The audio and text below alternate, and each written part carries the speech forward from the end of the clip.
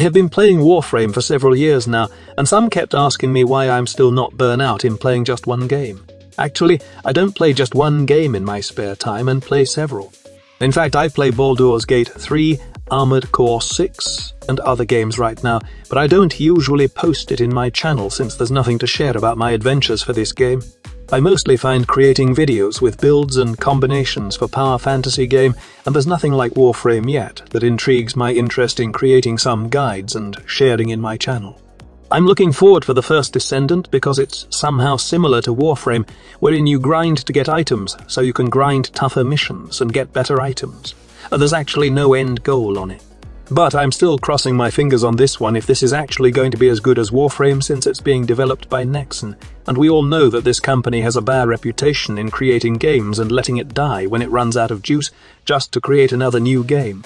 Another reason why I still enjoy Warframe is that I cut most of the pointless grind and just focus on those missions that gives me better rewards.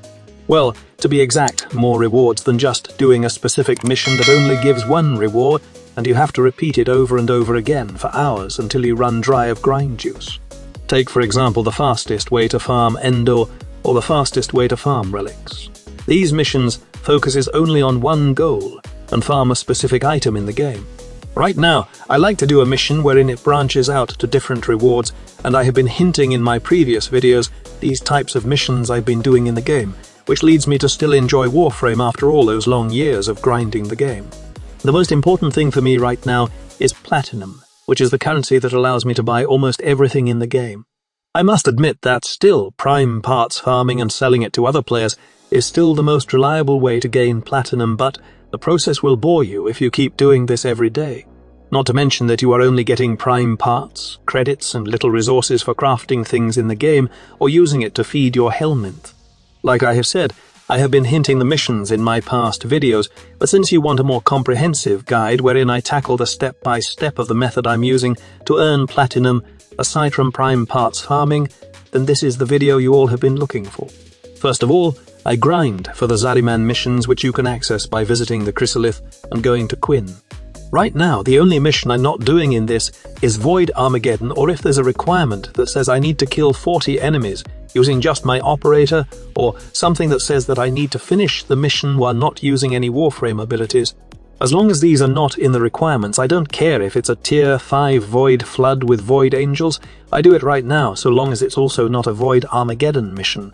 Don't get me wrong, Void Armageddon is not hard, and doing the requirements I have listed earlier is nothing of a big challenge, but I'm aiming here for the fastest time possible to farm Void Plume Quills. If there is a Void Angel, then Void Plume Pinions are just a bonus, and if there's a Lost Spirit that is nearby, I usually activate it, but I don't complete all the 8 hidden Void Plumes in the map. Again, my only goal here is to farm Void Plume Quills at the fastest time possible, and the other resources, such as other types of Void Plumes and Thrax Plasms, are just a bonus. In addition, I might get rewarded with Endor at the very end of the mission, and this is why I enjoy Zariman missions right now, as it gives multiple benefits compared to just farming one mission which yields one important reward. Now, after I have gathered at least 12 Void Quills for a day, I then exchange it for standings in Archimedian Yonta. Then, this standing will be used to purchase Molt Augmented, which then I will try to max rank by purchasing 20, one of this arcane. After that, I sell it to other players in the Warframe market. Now, I'm not using the regular trade chat method, instead I trade using the Warframe.market. Also, I don't look for people who are buying since they will purchase the max rank Molt Augmented for lower prices. What I usually do is place the Molt Augmented into the Selling Order tab, and then I priced it with the average price in the market. After a couple of minutes, someone will try to buy it, and that's profit already.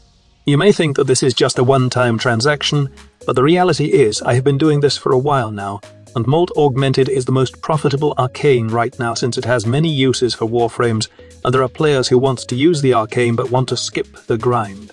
The actual amount they are paying for the maxed out arcane is the effort you exert for farming it, so I think it's just the right price, and mind you don't get to burn yourself since every day you will only need to farm 12 Void Quills to max the standings in the Zariman ship. Players may think that the time gating mechanic implemented in the vendors in open world areas are stupid, but it actually helps in not getting burnt out in playing Warframe. Every day you have a task to get enough amount of standings so you can profit, and after that, you are not obligated to do the mission over and over again unless you wanted to rack up lots of void plumes that you don't need to grind for a few days. In addition, you will also get resources in the process to help you in crafting weapons and warframes, or even resources needed for the Helminth, and as well as the credits you need for trading with other players. To help me with farming Zariman bounties fast, I usually go with either Mesa or Titania. Mesa is great for exterminate mobile defense, while Titania is best used in Void Flood and Void Cascade missions. Displayed in your screen are the builds I'm using for these warframes to make the Zariman missions I have mentioned super easy. Also, I always use my trusty lad item for the Void Angel fight. Just mode it for radiation, and on the way, just headshot enemies to build up the Incarnon meter so you can melt the health of Void Angels with the radiation damage you have from the lad item. Also, if the Tier 5 mission requires you to kill a Void Angel, then best that you use the Madurai focus to one-shot the defenses of the Angels using your operator. After farming enough Void Plume Quills, do the Call mission and do the weekly mission, and then go to Chipper and purchase Archon Vitality. And then go maxed out the Archon Vitality mod with the Endo you gain from the Zariman mission. Every week you can repeat this process as right now, both maxed out Archon Vitality and Molt Augmented Cells for 150 Platinum in average. This price is on PC, and like I always said, the prices may differ each day or each week, but every week you can guarantee an average of 200 and 300 Platinum. Now this is just by farming one Archon Vitality and selling it to the market. Imagine if you have the interest to farm more. Probably you will earn more profit from doing this, as you can gain 100 plus stocks from completing every requirement in the Cal mission, and Archon Vitality cost 40 stocks only. Also, Archon Vitality is not the only thing you can sell, but other Archon mods. However, based from experience, Archon Vitality is sellable compared to the Archon mods, as it has more uses, especially that it's a must-have mod for thermal sunder leveling in the Sanctuary Onslaught. In addition to this, you can use the Endo you gain from the Zariman bounty to upgrade primed mods and sell them also to the Warframe market. What I do usually is buy unranked primed mods in the market and then use the Endo to upgrade them and sell them again for a higher price. There are instances wherein I profit 300 Platinum from purchasing a 50 Platinum primed cleanse infested in the market. But mind you, the prices of the primed mods depends on its rarity, or if it was currently brought out by the Void Trader. Also, new players should know that you would need about 1 million credits to get a primed mode from other players, so I don't recommend this method if you don't have access to easy farming credits, using the index or slaying the Profit Taker with your chroma, which yields 1 million credits in just a couple of minutes. What I usually do is pair this with another farming method, and that is through doing bounty missions or isolation vaults in Deimos.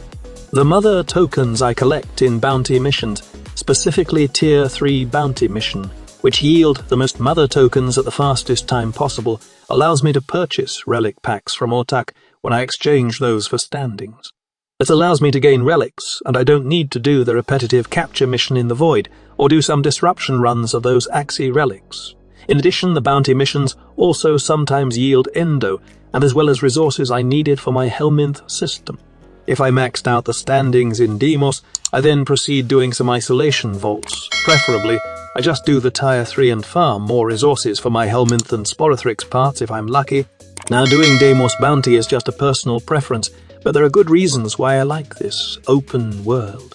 First of all, Infested are the easiest faction to deal with when their levels don't scale to level 1000 and beyond.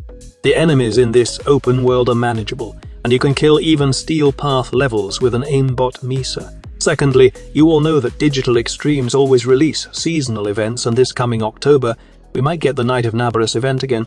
In preparation for this event, it would be a good choice to farm Mother tokens right now. I'm planning to get as many Mother tokens so I can get as many Exodia Contagion as I can. While it's not as expensive as before, a max rank Exodia Contagion, which sells for around 100 Platinum, will be more profit for me, but a quick tip for those who are new to the game and will buy out Exodia Contagion, always remember that prices will be lower when you sell it while the event is active. Just give it a few months so that prices will be at 100 Platinum before selling the Arcane to other players. Lastly, if I have time in the weekend, I finish things up doing some Radshare missions and cracking all the relics I collected from farming the open world in Deimos. Right now you can do this if you need more Platinum and you are tired of farming just relics in the game. This is a good option for those players who don't have decent setup yet for steel path levels, and this method is just a few of other methods that shows you that you don't need to be at steel path levels to gain access to the most powerful mods and other items in the game. Just by farming the open world in Diemos and pairing it with a normal farm of relics, then adding the Zariman bounties, you can gain lots of platinum that you can buy everything you need in no time. So that's all the things you need to know about how I farm some platinum right now aside from the ever-reliable prime parts farming. I hope that you find this video informative and somehow will help you in your way to powering your different Warframes combos. Be sure to like and subscribe to help support my work. Thank you so much for watching, and I will see you in my next video. Squad Leader signing off.